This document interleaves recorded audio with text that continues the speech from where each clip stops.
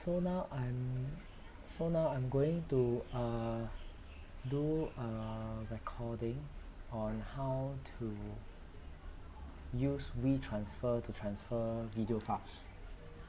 Okay, so first of all, we go to wetranfer website.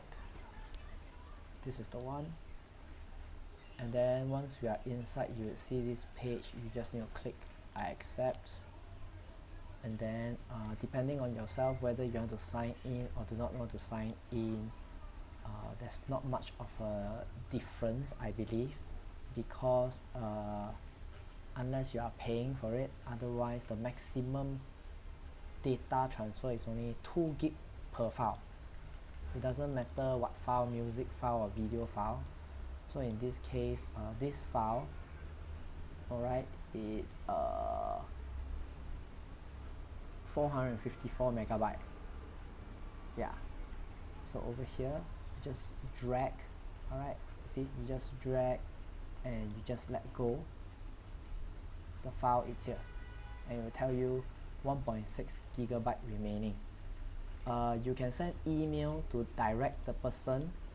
Okay, you can send email directly to the person, and then you can key your own email, or you can just simply click here and then say get a transfer link.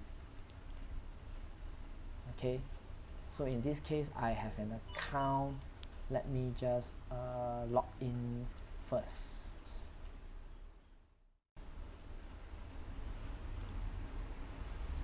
Okay, so I will just drag the file in here. Why do I want to sign in is because when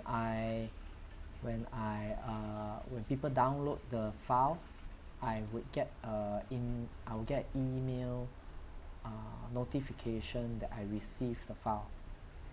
So after you click here, instead of send email transfer, you say get a transfer link, right? Get a link. Then you will see here they are uploading.